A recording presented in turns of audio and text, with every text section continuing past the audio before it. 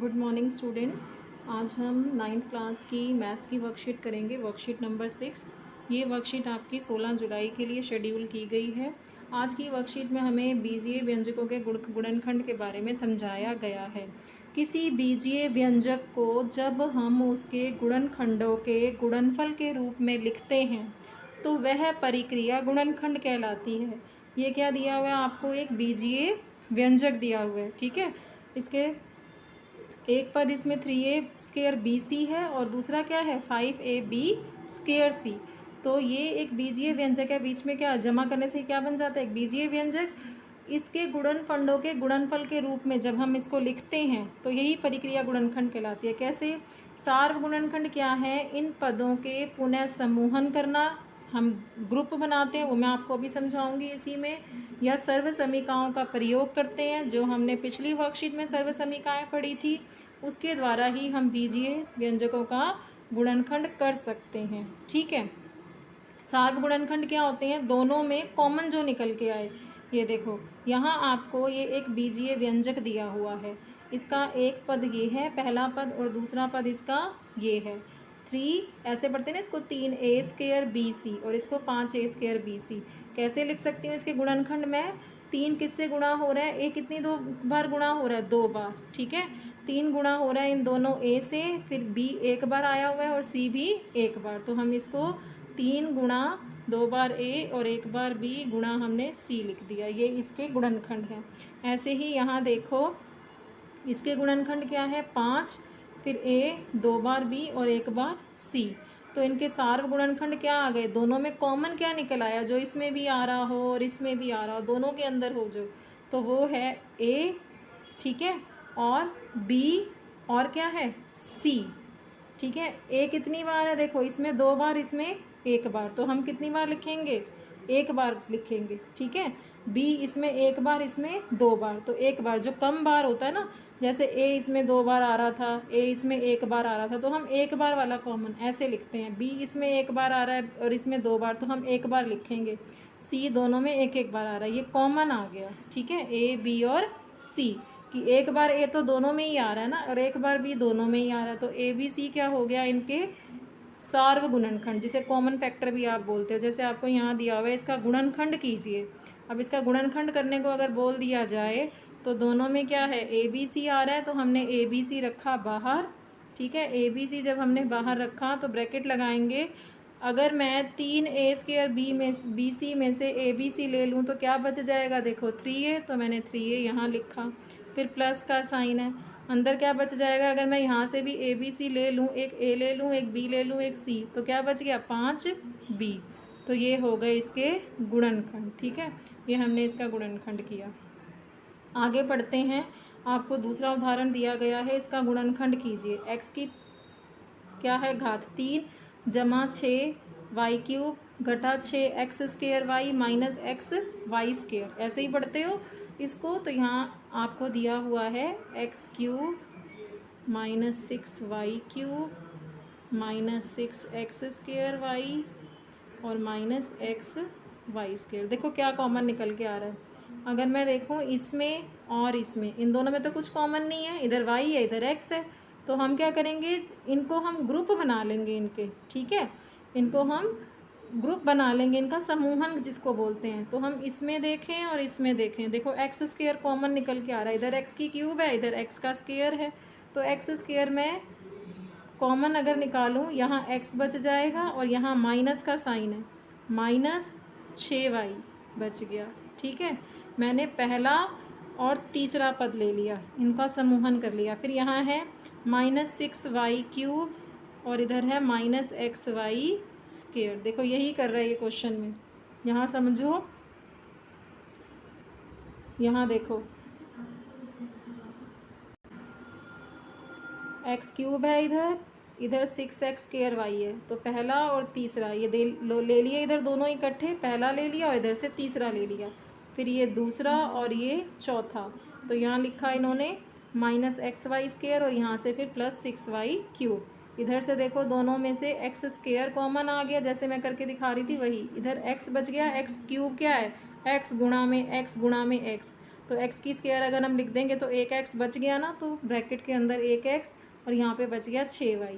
इसी तरीके से अगर इन दोनों से कॉमन लिया तो y का स्क्वायर कॉमन आया माइनस वाई स्क्वायर, और बचा क्या इधर x बच गया, ठीक है, और माइनस 6y। देखो यहाँ क्या था, ये minus X Y square plus 6y cube.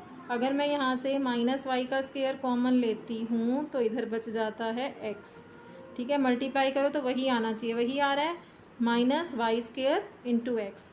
और यहाँ मैं माइनस का साइन लगाऊंगी क्योंकि ब्रैकेट जब ओपन होगी तो माइनस माइनस मल्टीप्लाई होके क्या हो जाता है प्लस, तो यहाँ आया 6y, इसीलिए यहाँ पर माइनस 6y लगा हुआ है, ठीक है।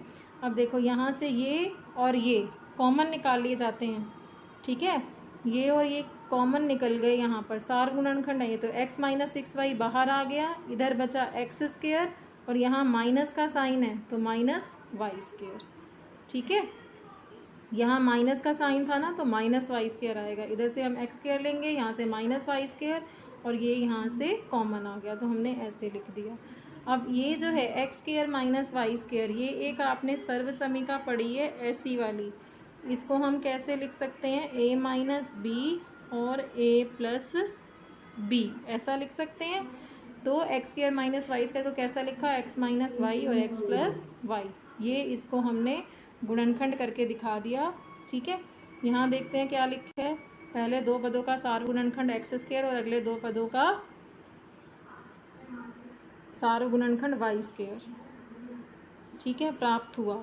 सार गुणनखंड x माइनस 6y प्राप्त हुआ। सर्वसमीका हमने यहाँ ये उपयोग कर ली, आपको बताया जा रहा है ये, यहाँ इज इक्वल टू आएगा ये सर्वसमीका ये वाली, ठीक है। आगे पढ़ते हैं तीसरा उदाहरण। तीसरा दिया गया है आपको x का square plus 6x plus 8, x का स्क्वायर प्लस 6x प्लस 8, यहाँ ये वाली सर्वसमीका उपयोग हो रही है, ये पढ़ी थी ना यहाँ पर हमने, यहाँ भी इज इक्वल टू है x प्लस ए और x प्लस बी जब मल्टीप्लाई में हो तो x का square plus A plus B into X plus A B. इसके गुणनखंड कैसे बनाते हैं मैं आपको एक तरीका बताती हूँ। जैसे आपको ये दिया है, आपको ऐसे कोई दो नंबर ढूंढने हैं जिनका यहाँ पे 1 मान लेंगे हम, कुछ नहीं है तो एक गुणा में है इसके साथ एक्स स्क्वायर के साथ, उन दो नंबर को जमा करने पर तो 6 आ जाए, ठीक है, 6x आ जाए, और गुणा करने पर पहली और तीसरे पद को गुणा करके देखो 8x स्क्वायर आ रहा है ना, कि गुणा करने पर 8x स्क्वायर आ जाए। तो अगर मैं ले लूँ 4x और ले लूँ 2x, तो 4x जमा 2x करूँ तो क्या आता है, देखो 6x आ जाता है, और अगर हम इसको गुणा करें तो क्या आ जाता है, 4 दूनी 8 और x की स्क्वायर 8x स्क्वायर आ जाता है, मिल जाता है हमें कि जोड़ने पर या घटा करने पर, ठीक है, जोड़ने पर या घटा करने पर जो मिडिल टर्म लिखी होती है x के साथ वाली वो मिल जाए, और गुणा करने पर पहली और तीसरी को जो गुणा करके आए वो मिल जाए, ठीक है। तो हमें पहली और तीसरी को जब हमने गुणा किया, दोनों में साइन जमा का था तो हमें गुणा करने पर जमा 8x स्क्वायर मिलना चाहिए था, और जोड़े या घटे तो हमें जमा 6x मिलना चाहिए था। तो हमने 4x और 2x ले ली, जिनको जमा करें तो 6x आ जाता है और गुणा करें तो 8x स्क्वायर। तो यहाँ देखो इन्होंने 6x को क्या लिख दिया, 2 जमा 4 करके लिख दिया, ठीक है, 2x जमा 4x। अब यहाँ से जो है x का स्क्वायर प्लस 2x जमा 4x, जमा में 8 था, ठीक है। अब यहाँ इन्होंने इधर x कॉमन निकाल लिया, x कॉमन निकला तो x प्लस 2 बच गया। ऐसे ही 4x जमा 8 में 8 4 के पहाड़े में आता है तो 4 कॉमन ले लिया, x प्लस 2। अब ये देखो इधर भी x प्लस 2 इधर भी x प्लस 2, ये कॉमन ले लिया, इधर बचा x और इधर बचा 4, x प्लस 4, ठीक है। ये हो गए इसके गुणनखंड। आगे पढ़ते हैं, अगला प्रश्न, अगला उदाहरण ही दिया हुआ है, सरल कीजिए।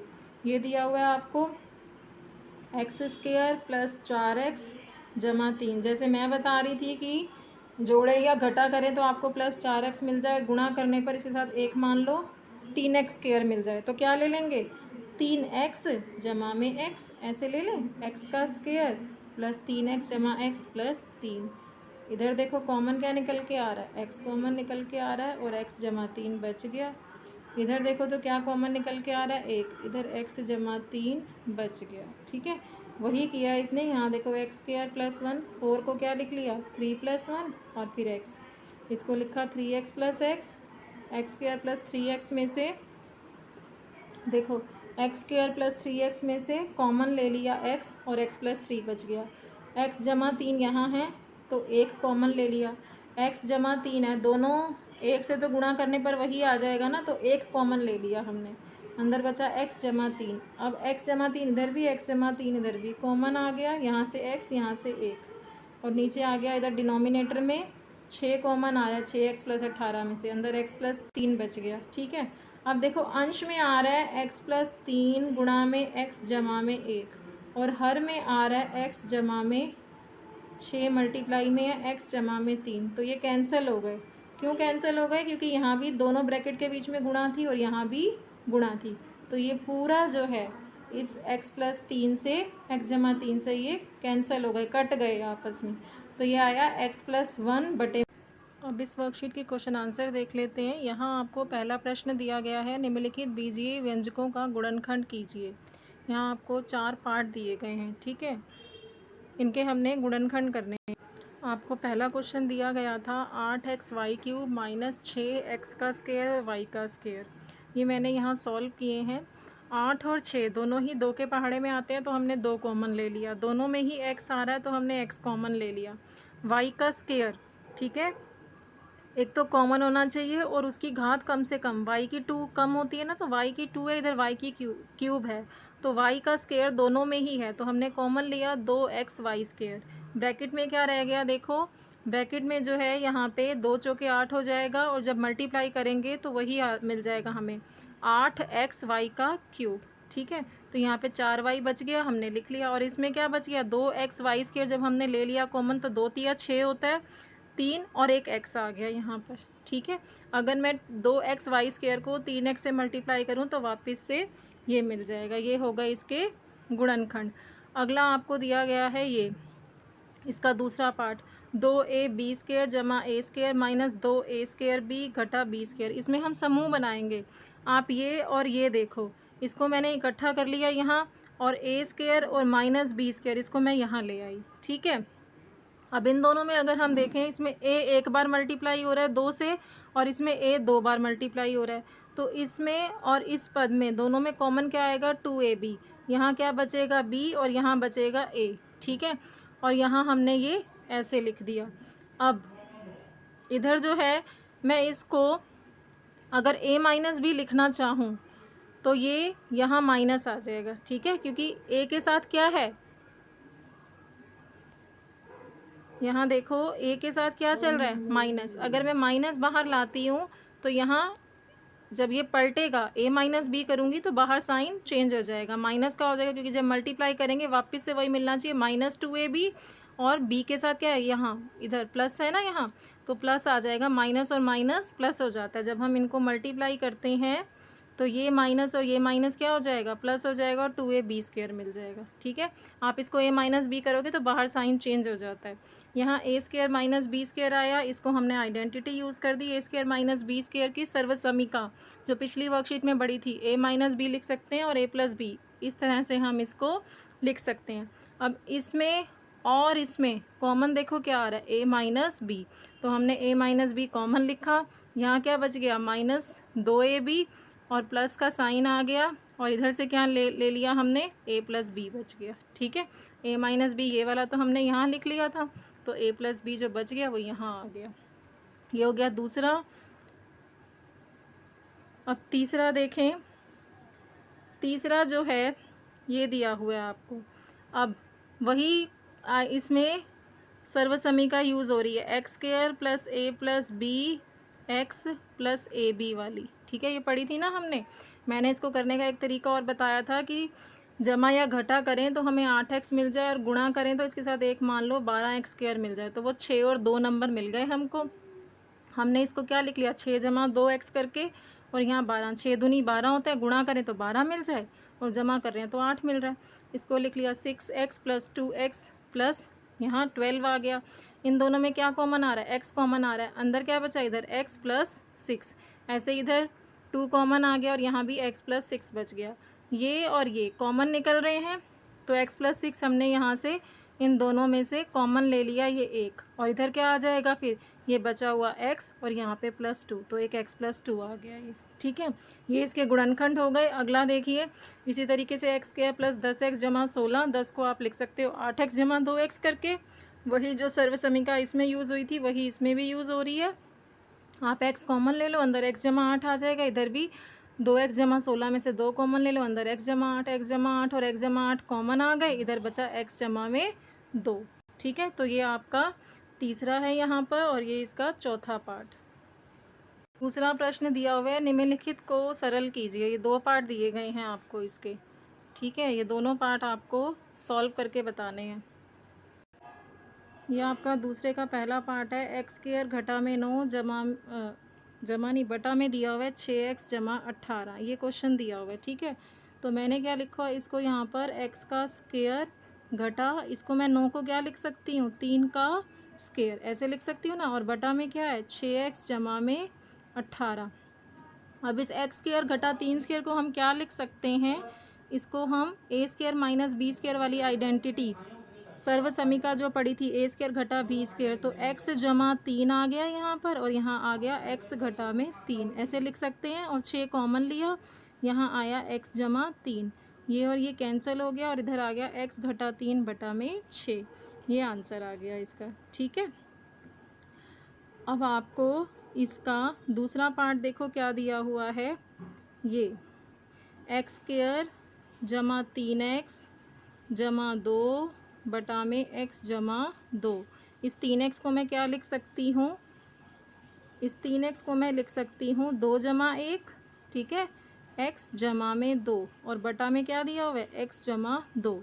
इस 2 जमा 1 3x आ गया, और 2 को 1 से गुणा करो तो 2 मिलेगा आपको, 2x स्क्वायर। ठीक है, वही जैसे मैं आपको समझाई थी कि 3x को हम क्या लिख सकते हैं, 2x जमा में x, और जब गुणा करेंगे तो 2x स्क्वायर मिल जाएगा। ठीक है, तो यहाँ मैंने क्या लिखा है, ये x का स्क्वायर जमा 2x जमा x जमा 2 बटा में x जमा में 2। अब हम इसको सॉल्व करेंगे, तो यहाँ से देखो इन दोनों से x कॉमन आ गया, अंदर बचा x जमा 2, फिर यहाँ से जमा 1 कॉमन आया, अंदर बचा x जमा में 2। ये जो है यहाँ से कॉमन निकल रहा है, तो ये आया, इधर से कॉमन लेके x जमा 2, इधर बचा x जमा 1, और हर में भी x जमा 2 है, ये कैंसिल हो गई, आंसर आ गया x जमा 1। ठीक है, इस वर्कशीट के क्वेश्चन आंसर कंप्लीट हुए। अगर मेरा वीडियो अच्छा लगे तो मेरे चैनल को लाइक एंड सब्सक्राइब करें। Thank you for watching my video.